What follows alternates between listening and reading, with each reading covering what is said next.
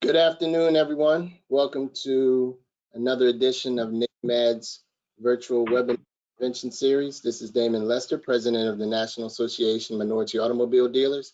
Today we have a special guest, Mr. Chip Walker, who is the president of Custom Facilities. Many of you who have attended previous NAMAD conventions, you've seen him and his company present as one of our vendors. So we want to please welcome Mr. Chip Walker, who's going to discuss your dealership is more than just four walls. Cost-effective improvements for heavy ROI and other facilities construction advice. Floor is yours, Chip. Chip, take care. Hey, thanks, Damon, so much. I really appreciate you having me. And as you said, we're a 4 or 5 time exhibitor at NAMAD, and really have always enjoyed that show and meeting the people and understanding a little bit more about the organization and how it works. I don't know whether to be happy or sad that you put me in between Miss O'Brien and Steve Harvey tomorrow. So not sure what that means, but obviously I've done something to terribly upset you. Welcome, everybody. We're going to try and make this as interactive as possible. So if you'll notice on the right hand of your screen when we get to the next slide, I've got an IT person sitting next to me. If at any time you want to text in a question or email in a question on something that we're talking about, happy to take those questions as they come along, and again, try to want to make this as interactive as possible.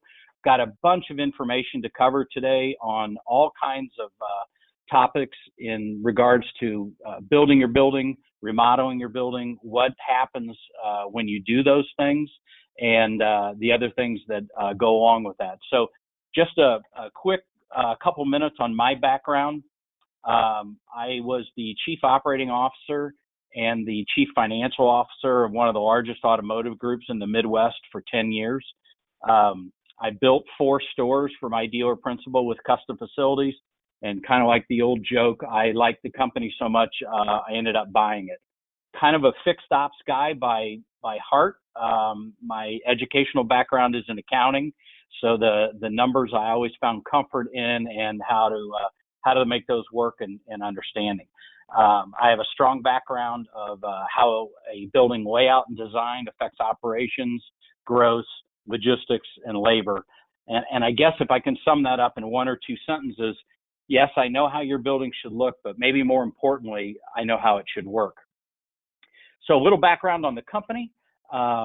We're Custom Facilities. We're 47 years exclusive in the automotive construction business. So we don't build anything but dealerships, ground ups, and remodels. We have just gone over 480 projects complete. We've built in 42 states.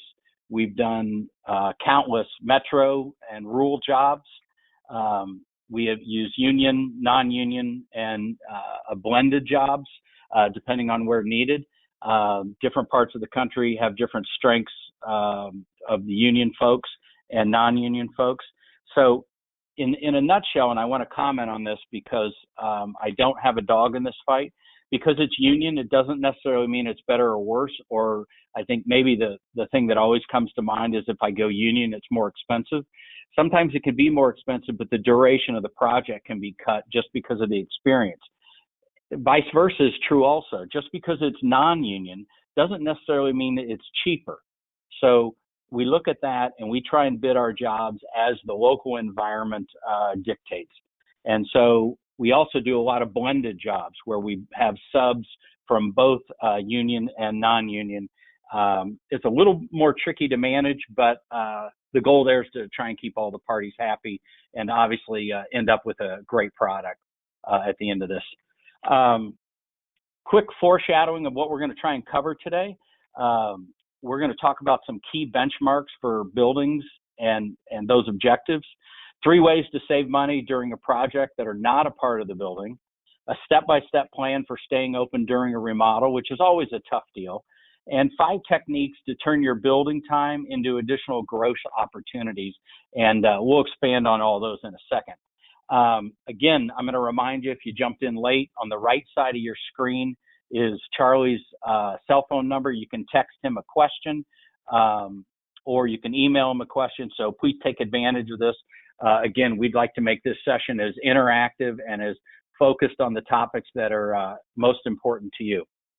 So let's start in with the OEMs, which is the original equipment manufacturers. That's Ford, Chevy, Chrysler, Nissan, Toyota, Mercedes, whoever it may be.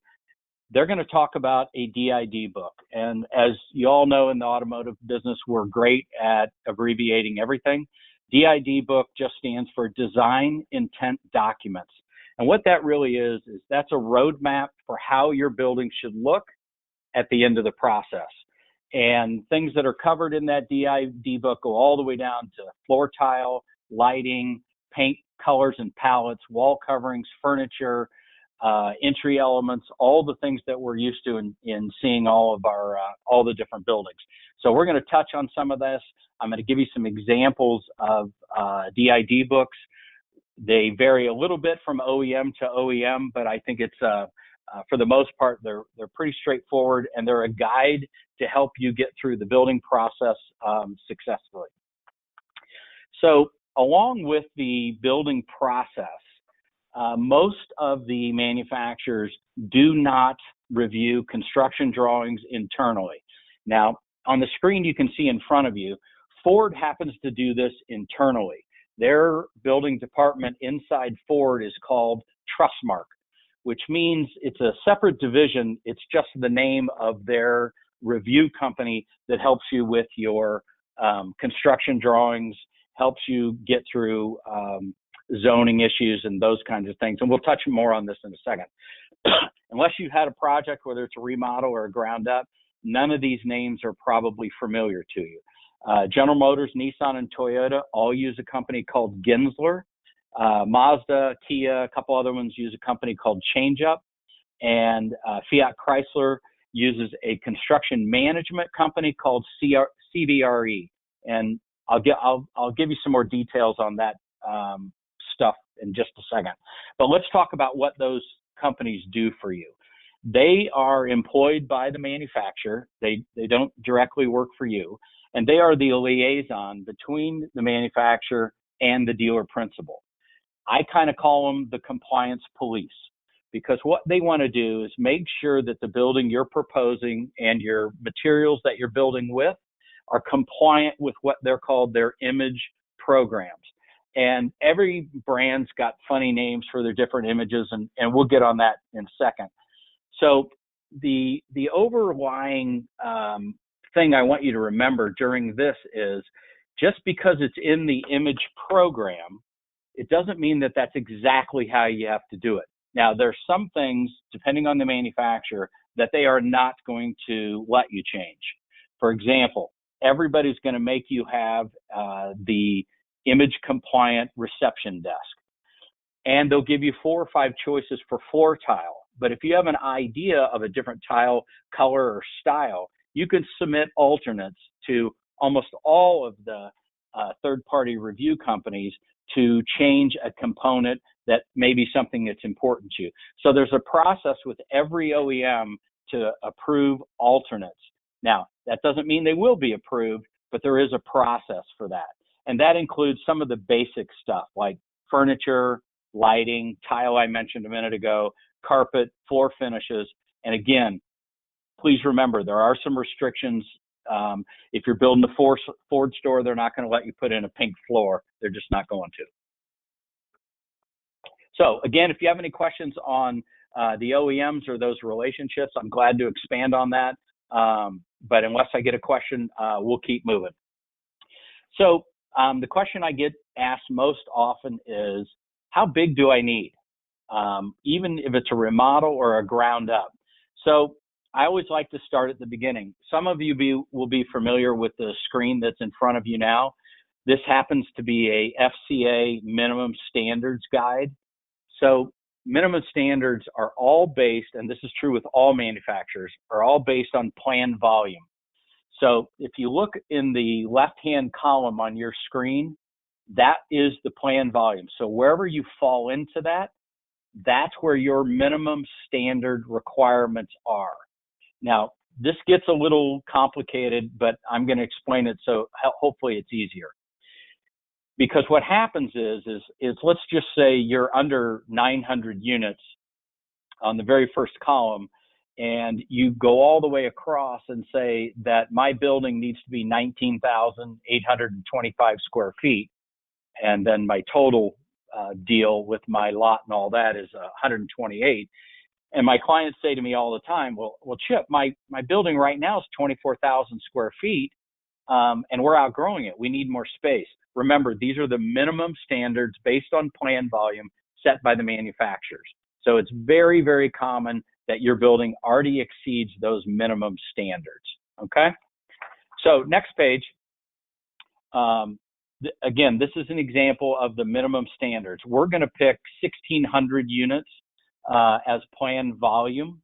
Now, you may be higher than that, you may be lower than that. I just picked 1,600 as something to talk about. So on the next screen, we're going to drop down. We're going to focus on the 1,600 units, which is in the 1,500 to basically the 2,100 planned volume. So this is broken now into different sections. And so when we're building our construction documents, when we're building our footprint and our store, here's where we start so that we know that we've got to, I'm going to try and blow this up just, oh, here we go. So we know that in this planned volume, we require 7 display units at roughly 8,600 feet. We require 24 service bays and 3 detail bays or car wash. So car wash will count differently. I'll explain that in a second. So here's some key things to focus on. In the OEM's eyes, a bay is a bay, whether it's a flat bay, a mechanical bay, a detail bay, or an alignment bay. But that may not work for you. Whether you do recon internally at your own stores for your used product, your guidelines may be a little bit different for what you need. So again, remember, this is just based on minimum standards set by plan volume. So some of these numbers may fit you and some of them may look really strange to you. All that's okay. This is just the starting point of where we start with design. Now, going along, you can see these columns are color-coded. They're color-coded for a reason, and a couple slides from now, you'll understand why. But you can see that service is broken out in one color, parts, admin, employees, total building, and then we already talked about the showroom and display units.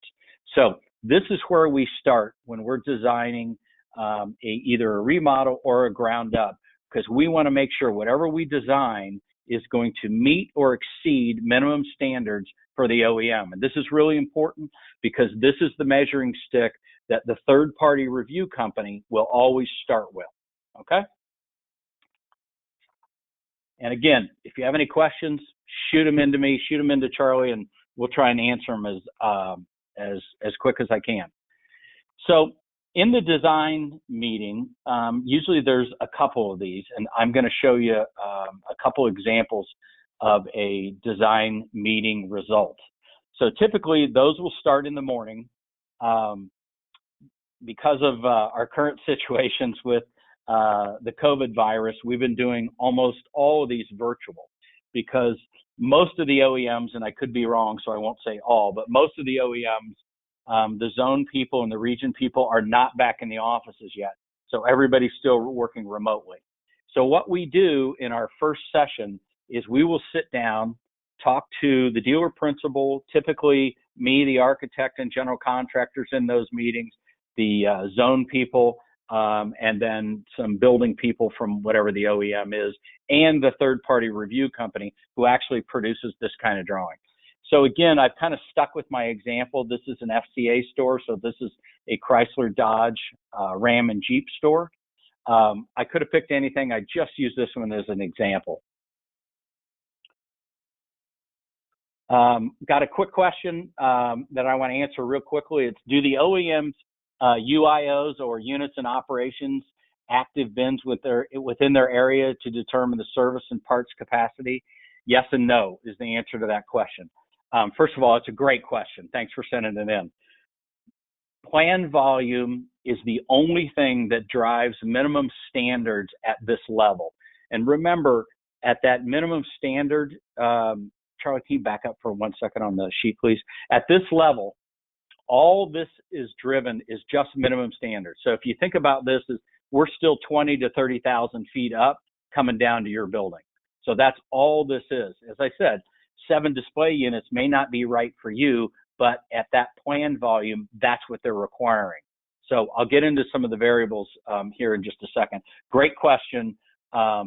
Probably the units in operation are more important to you than they are to the OEM. Now they're important to the OEM, don't misunderstand me, but they're probably more important to you because that could affect how many bays, mechanical bays, are in your shop, because you could have a lot more UIOs than your plan volume, so your service may be disproportionately high based on where you are. Hopefully that answers the question. Okay, so after our first initial meeting in the mornings, usually takes about an hour, hour and a half, we will break for lunch and go away, and the planner, the space planner who works for Gensler or Change Up or one of those third-party reviewers, creates a drawing that looks like this. Now this one's a little fancier. This is in 3D, but it's really nice because we just tore the lid off the dealership. So I just want to show you a couple quick things. On this design, the dealer principal wanted a exterior new car delivery canopy. So we just popped the canopy off. So this is unconditioned space outside. So they wanted to use this area to deliver in crummy weather. They're also using it as exterior display space. We put really, really strong LED lighting in here to really shine those units at night. And that was the purpose of this. That satisfied their new car delivery requirement, which also can be done internally. So new car delivery also could have been here, but they elected to do it out here because they wanted a little more display space with some really, really bright lights to shine those units at night. Pretty much everything is fairly straightforward on this one. FCA, because they've broken out Jeep, requires 2 reception desks. Here's one, here's the other one. These are sales pods, sales. This is what they call their technology bar. Same thing here. So this is energized tables and chairs. So laptops, iPads, that kind of thing. This is the sales manager's tower. This is a BDC that was connected here. Guest waiting, F&I, large conference / training room, lunchroom. We just don't show anything in there. General office, refreshment area, service waiting, service advisor, service lanes, and then service manager and shop. And we've also popped the mezzanine off. Oh, whoever sent this in, thank you very much. Clarification for Toyota guys and gals. Toyota does use the UIO for back of the house parts and service, and plan volume for front of the house. Can't tell you if that's true on any other OEMs, but apparently that's how Toyota breaks it down. So thank you very much for shooting that in there. Chip, quick walkthrough. Chip, this is Damon. Yes. There's a question that can the facility square footage be reduced now because of COVID and this new realm that we're in of dealing with more virtually and concierge type services in the showroom? Can you or have you started to see a reduction in the showroom size and more on the back end? I can't tell you what a great question that is, Damon, and here's my quick answer. I think we're just too early. I have not seen any redesign or edits saying that we're going to make showrooms smaller or more virtual. Again, being on the dealer side of the desk for 10 years, we had 11 different stores and 15 different brands. So I have a lot of experience with the exposure from the different OEMs and what they want. The internet certainly has changed our business on how people shop and ultimately buy cars. I'm still a tad on the old school side that sooner or later they still want to drive the car. So Damon, I think that's an outstanding question. The problem or the challenge right now is I just think we're too early to see what this thing looks like. As I said, I live in the Midwest. We were shut down. Our office was shut down for 7.5, 8 weeks. But because, we're architects, engineers, and a general contractor, all of our construction projects, we didn't miss one day of construction because we were deemed essential. We don't have density, so it's not like I have 20 or 30 workers in one corner of a building. They're all spread out. So I think we were very, very blessed with what happened with the nature of our business. Now, a little bit different story on the office. We rotated accounting people in one day at a time. I came in every other day to sign checks or return phone calls. But for the first time since mid-February, I'm traveling again next week. And, you're talking to a guy that spent 115 nights in hotels last year. So I'm used to being on the road. I'm used to being out there face to face with my clients. I prefer it that way because I get so much more out of it. Plus I get to see what their challenges are and how their current operation works. And that's really important. Damon, I think we're going to see more of these kinds of meetings, the design meetings, especially if you're new construction in a greenfield, and greenfield means there's just nothing there. It's an empty lot. So I think you're going to see much more of the virtual stuff in that aspect. Remodels are a little bit different. We're going to talk about remodels in just a couple minutes. But I think kind of like we're all joking, it's the new normal. When do we wear our mask? When don't we wear our mask? That kind of stuff. So too early to tell, but I am absolutely sure there's changes coming. They're just going to be. I want to remind you that those minimum standards are where we begin, and it doesn't necessarily mean it's what you want or don't want. These design sessions are extremely interactive, and they're designed to be that way because the manufacturer, while they want you inside the white lines as far as guidelines for construction and building, they also want you to be proud and happy of your facility when it's done. And that's the ultimate goal of the whole thing. So if those minimum standards don't necessarily look like what you want or what you need, it's okay. There's a process to go through, and we're going to talk about that next. So after that first design meeting, in 4 to 6 weeks, you will receive your DID book.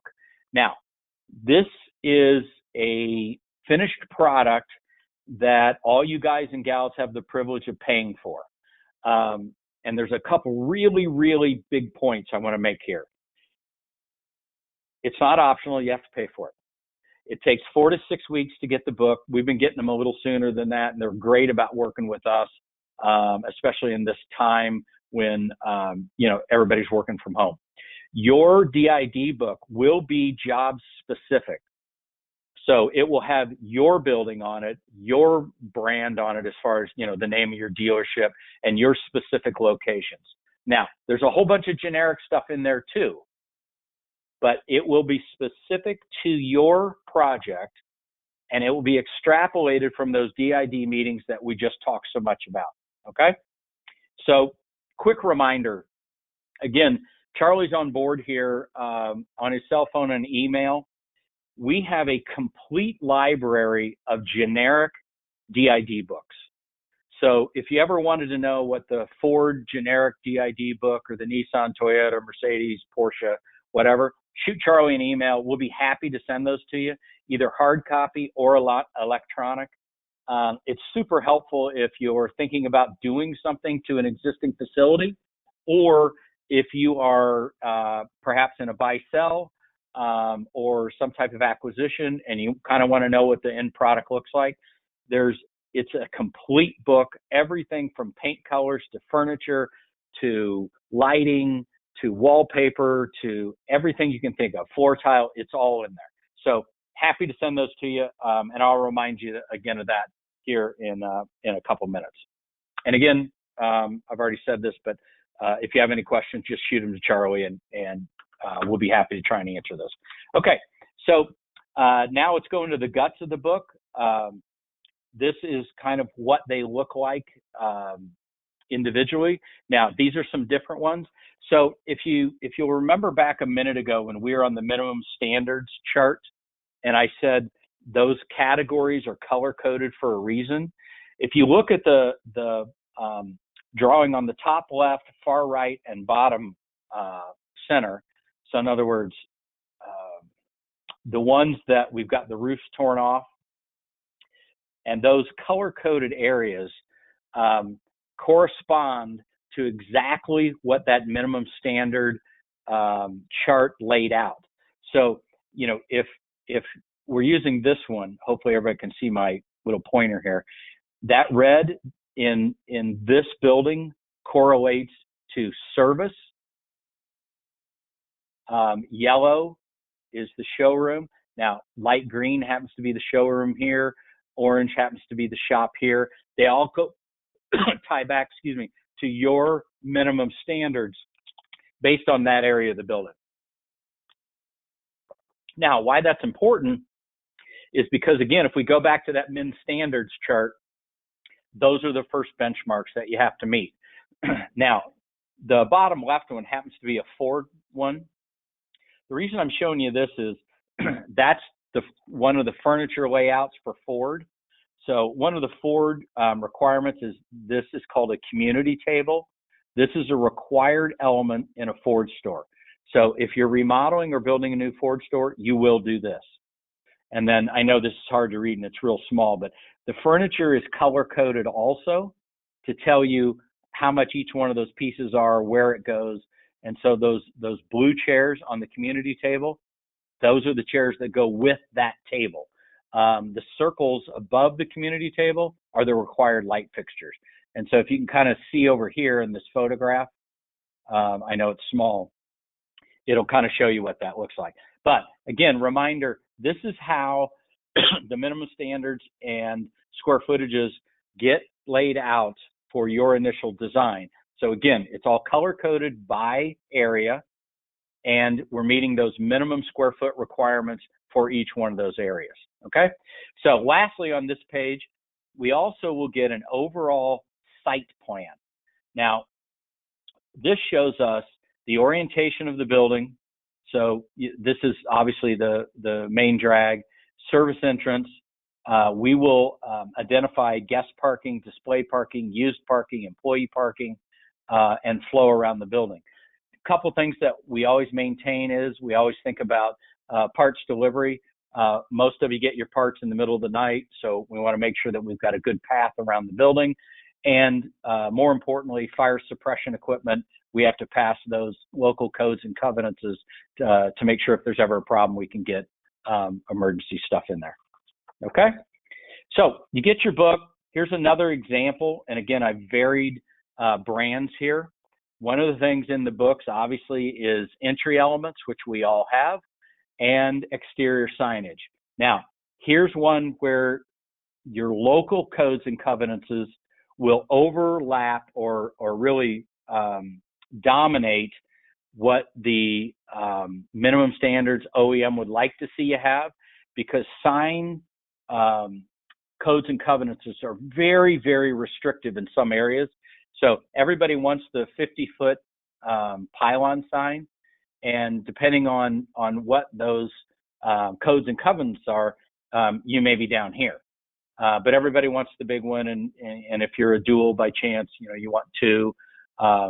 So these are the signs that are available in each different brand.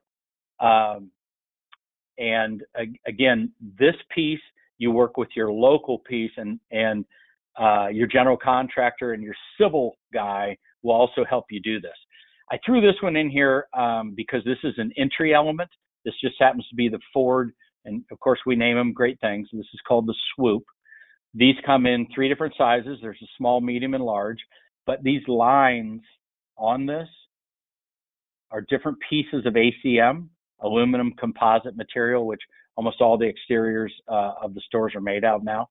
I showed this because I wanted to show you how the front orientation looks from the side. This thing actually angles back, and it can either be freestanding or connected to the store. Now, let me tell you why that's important. Some places where we build, if it's connected to the store, it's not considered a sign. I let that hang in the air for a minute because that's really important. So if we're tight on our square footage allowance for signs, exterior signage, and the codes and covenants say if it's connected to the building, see this right here, then it doesn't count as a sign, and that really helps us in other areas. In some areas, it doesn't matter. It's still counted as a sign, but only in this case is the Ford oval the square footage that counts against us. So hopefully that makes sense.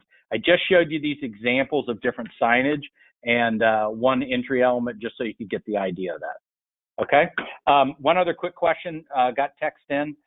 It says, Chip, considering COVID-19, electric, self-driving, are there any changes you would suggest to a greenfield design? What design changes do you see coming? Gosh, you guys are on it today. This is super. I think the electric cars, no question, are going to be the future. Again, I am old school. I'll remind you, I'm a fixed ops guy at heart. If the electric vehicle was 100% of your new car inventory today, you still have 12 years worth of fossil fuel cars on the road. So I feel like we still need to plan our shops to be able to take care of that stuff. The autonomous driving cars, I think there's a lot of push-ups still to come on that from my perspective, from construction and design. The autonomous cars are still going to have service. They're still going to have human interaction to repair and replace. And if I can pick on Elon Musk for a minute, I have two clients that have actually purchased Tesla repair facilities because they went out of business. I am not an advocate of the Tesla service model because I think if you spend $80,000 for a new car, you ought to be able to take it somewhere and get it fixed and not wait 2 weeks for the truck to come, hoping it's got the right part. I know I'm going to get bad emails for that. I apologize in advance. I am a service-oriented guy. I am customer service. I am great experience. I am all about the experience the customer has inside our stores and the experience that they have with our folks. Autonomous cars are still going to have to be fixed. The e-cars, I just finished designing a new Porsche store, and they have their brand new Taycan, I think is the name of the new, and what some Porsche guy will text me right now and tell me I pronounced that wrong. But we have to build an entire separate facility to store the batteries that may have a problem. So where your thought may be we're reducing footprint size to deal with, maybe fewer cars or all electric cars. In Porsche's case, now they're not big stores to start with.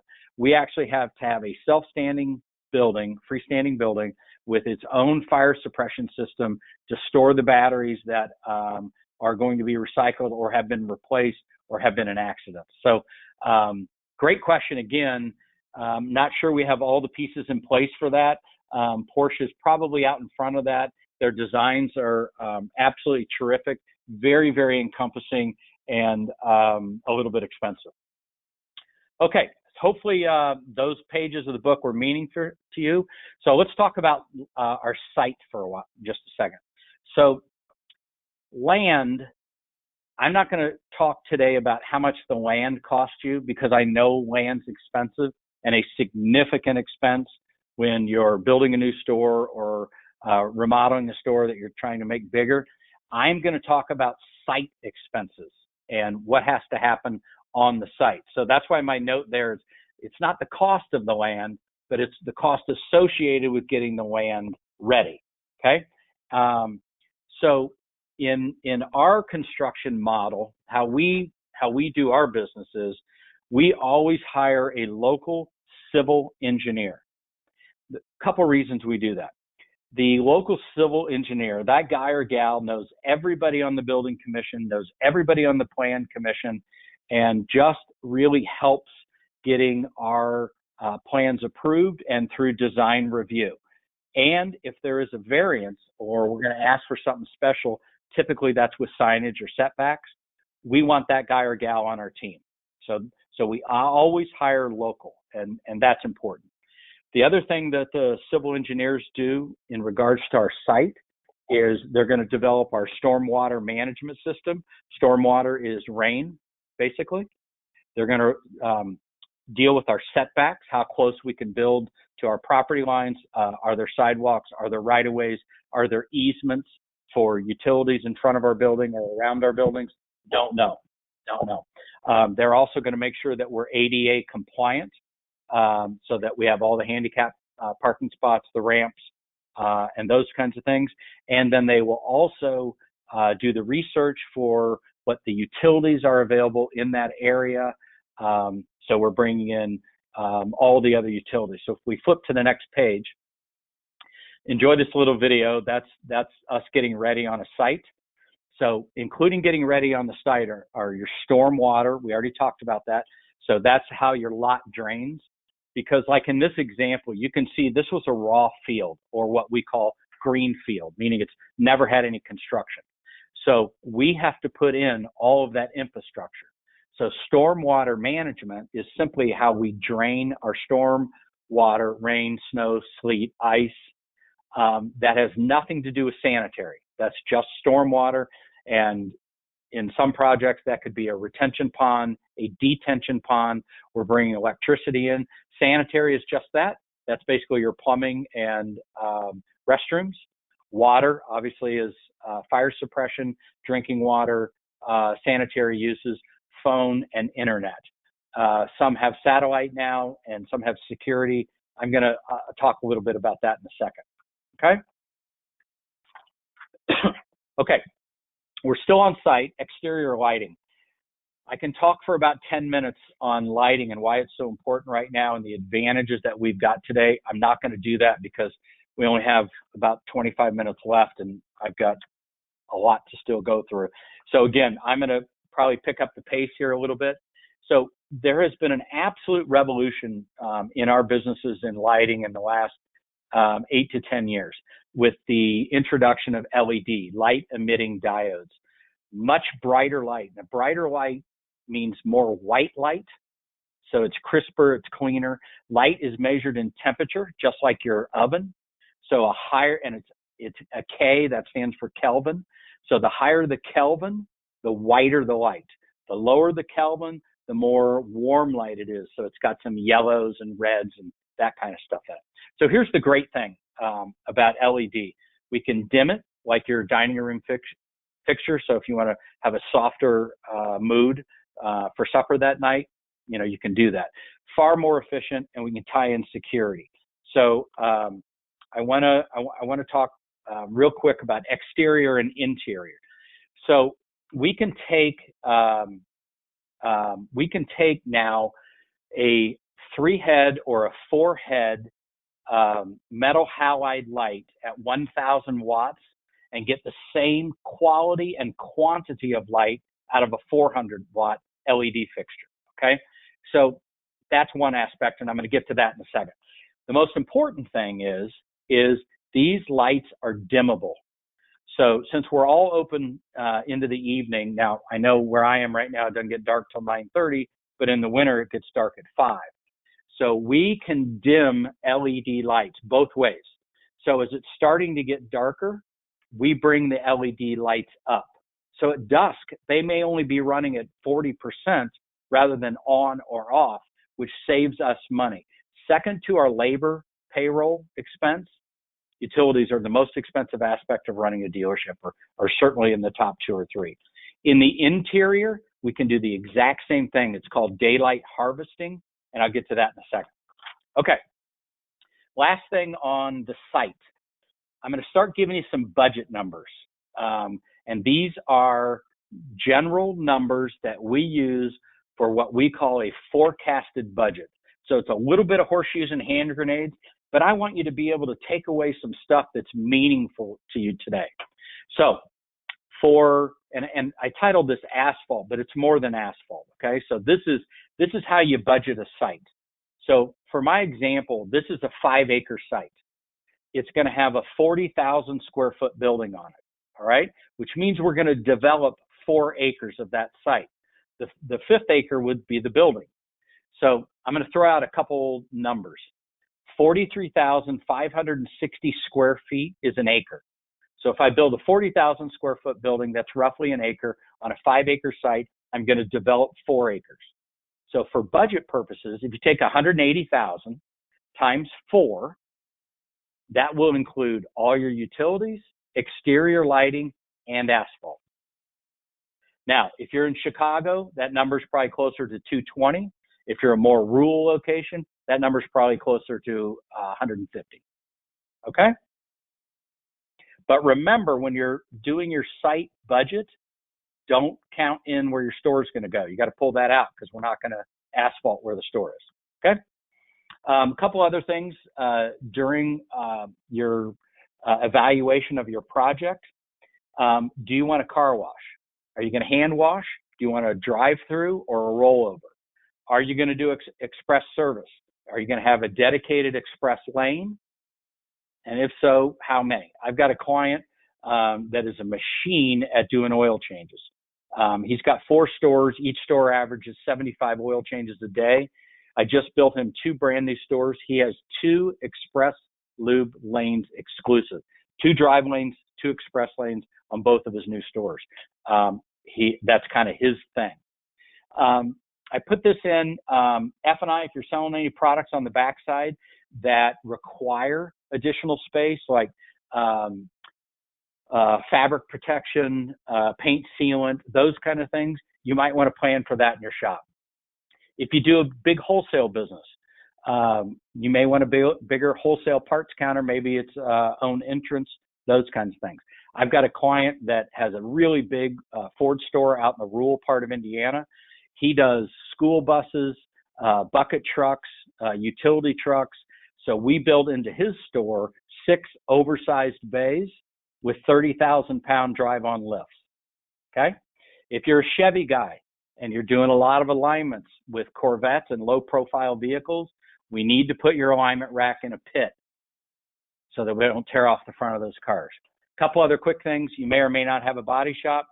I love body shops. I had 4 of them when I was on your side of the desk.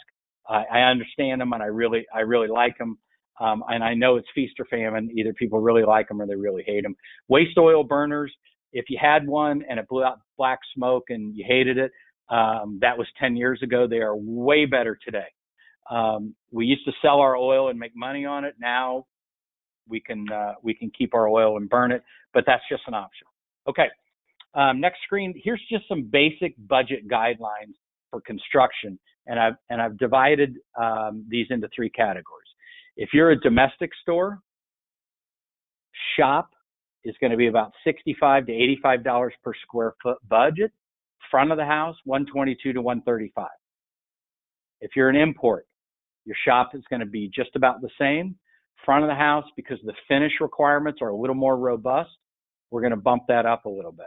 If you're Highline, your shop is going to be a little more expensive. And you go, well, Chip, why is my shop more expensive if I'm Highline? Some of the Highline stores require a tiled floor in the shop and a higher level of finishes. That's why. Front of the house, significantly more expensive. And again, it's to the high end of the tenant finishing. Now, let me remind you, those numbers do not include FF&E, furniture, fixtures, and equipment. So equipment is your lifts, your compressors, floor equipment, all that stuff. Doesn't include your furniture, doesn't include your fixtures, okay? Now, lighting fixtures are not in that fixture. Lighting is in fact with the building. Here's another good question. So here's the question. How much flexibility with the type of construction? Precast, pre-engineered metal building, or CMU, which is block, basically. Great question. Advantages and disadvantages of each. Precast means The walls of your building come on flatbed trucks. They're picked up, stood up, and within 4 or 5 days, you literally have a building, okay? More expensive, but we cut down significantly on duration for the overall construction of the building, okay? Pre-engineered metal building. Typically, we'll do a nice front, a image-compliant front, and a pre-engineered metal building in the back. Probably your most affordable per square footage, but pre-engineered metal building is not designed to have anything on the roof that's heavy. So all your HVAC equipment, all that stuff has to go on the ground.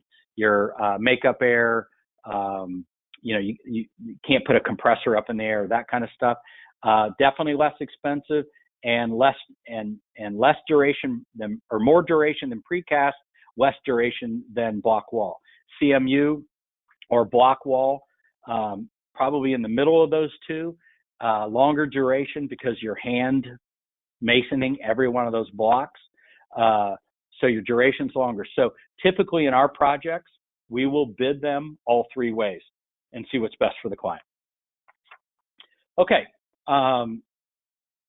Want to jump to ways to save money on your project? We touched on this a few minutes ago, and I'll go into a little more detail here. Look for alternates to what's required by the OEM. Now, I'm not saying don't do what the OEM asks you to do. I'm saying look at what you can do with alternates. For example, on furniture, this is a huge one. There are lots of alternates that are approved through the OEM. So their vendor may be Herman Miller or Steelcase. Here's a perfect example. So Herman Miller, they make great stuff. It's very durable, but I can get you a chair that looks exactly like it for half price.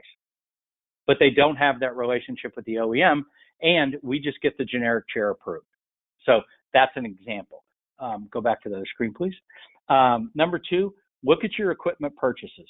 If you attend NADA and you're going to buy a quantity of lifts or a compressor or alignment stuff, Hunter's always there, Rotaries are always there.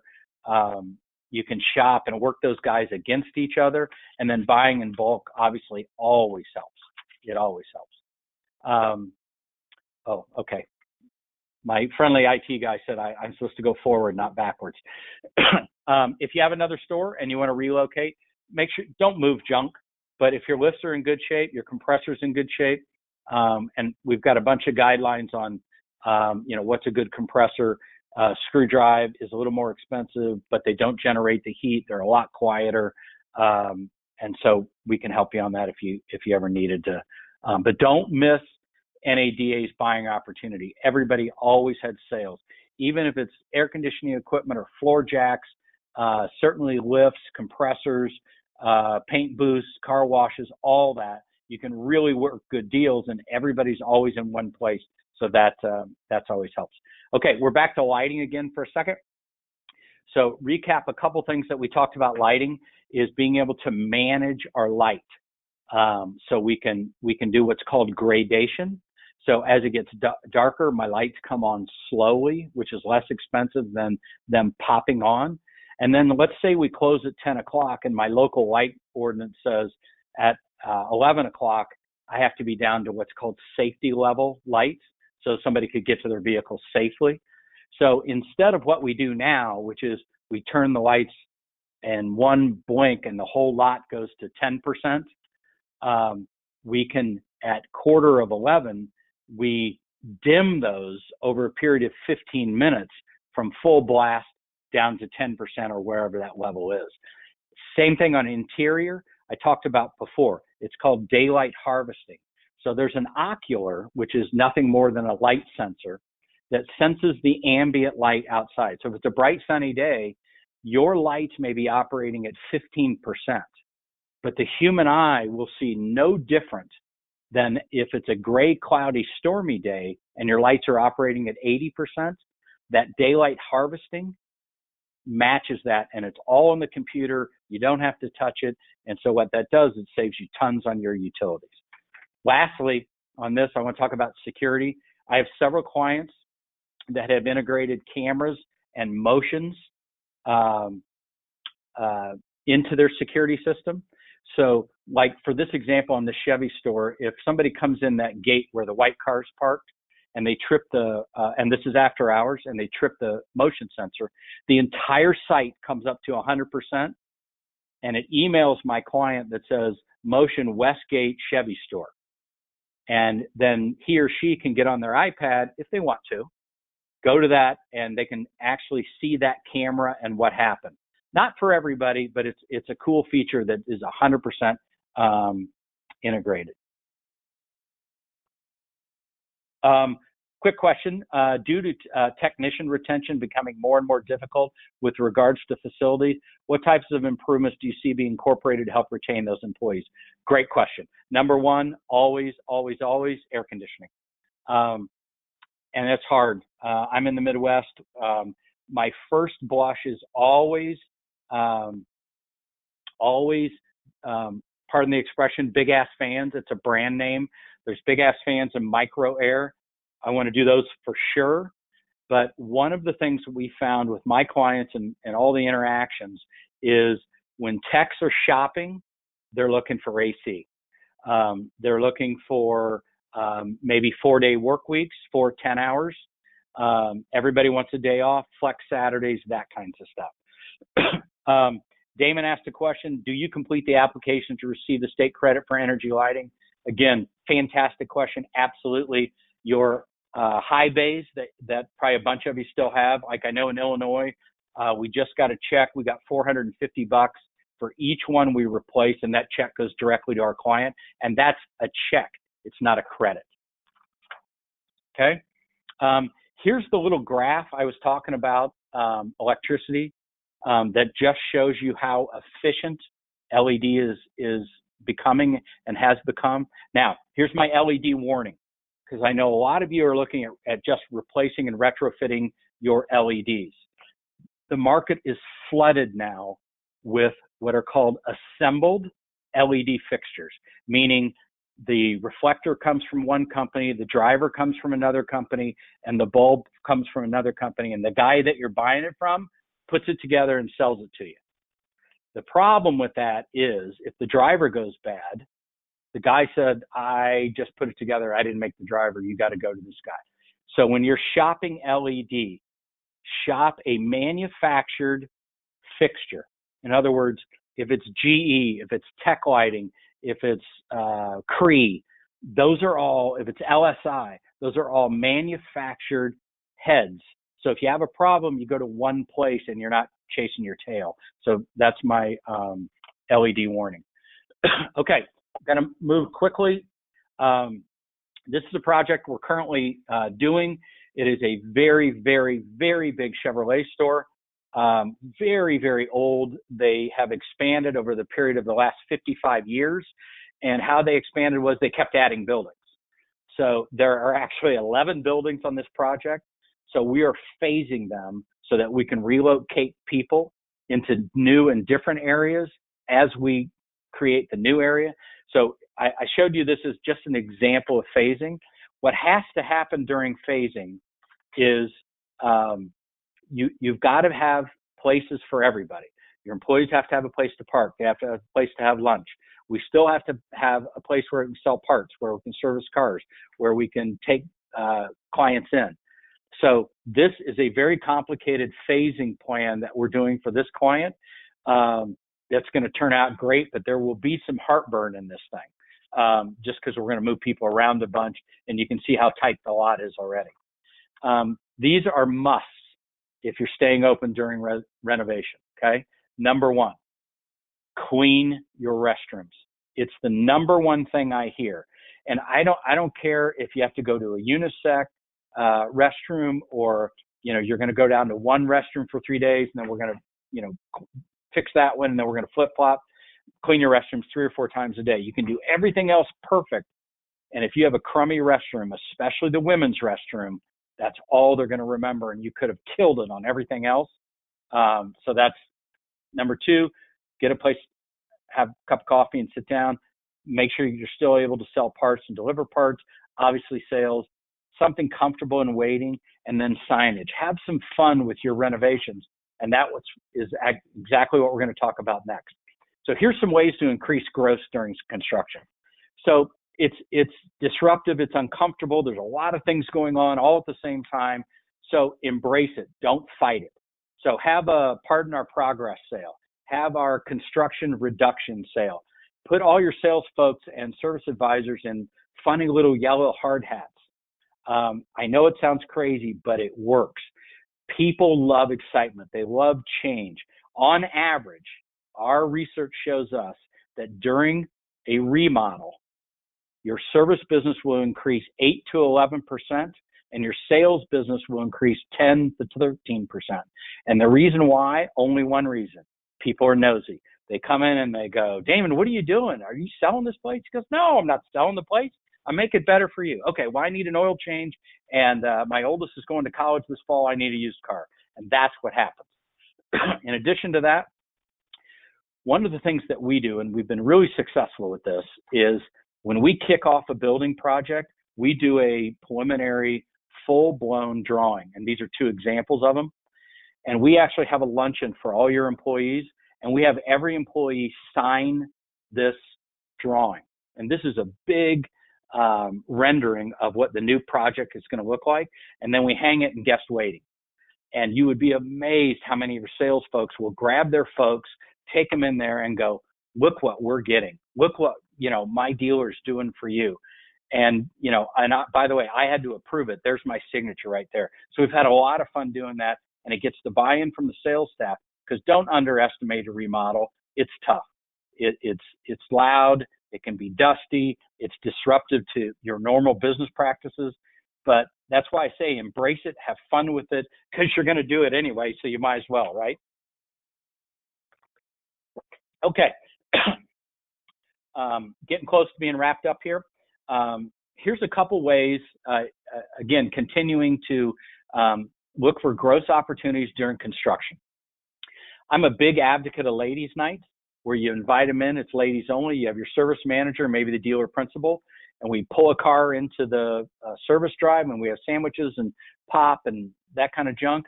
And we show ladies only how to change a tire, where the battery is, what to do if they get a flat tire.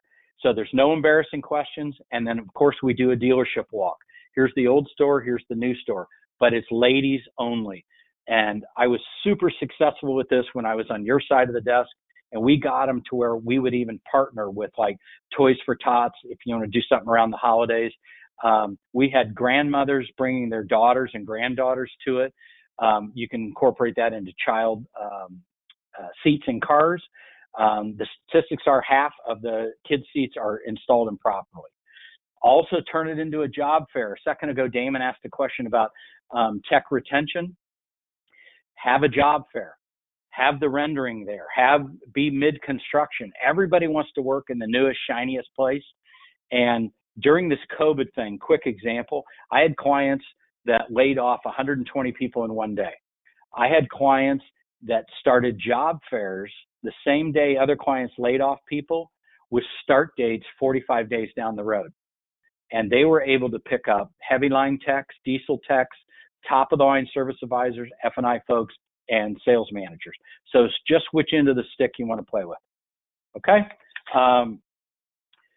Couple other things. Don't forget your grand opening. You only get to do this once. Get the press, get your OEM execs, your zone folks, do some giveaways, give away some free oil changes, pop balloons with discounts. If you sell some backside product, incorporate that into it. Partner with a charity. As I said, F&I specials, raffle. People love that. Car dealerships are testosterone rich and intimidating. So whatever we can do to make soft landings for our folks to come in and look at that is just absolutely terrific. We got a question? Oh, okay. Well, we go to the last screen. We answered that one. Yeah, we're going to be doing a follow-up with this. And I just want to tell you, I know we packed a lot of stuff in here. I appreciate everybody's attendance, and the questions have been fantastic. I know we just touched the surface. If you need any DID books, let us know. We're happy to send them to you. Chip, thank you on behalf of Yeah. NAMED. Thank you very much for doing this. I definitely learned a lot. I've always knew about the DID book, as that's the Bible, so to speak, for any construction. Yep.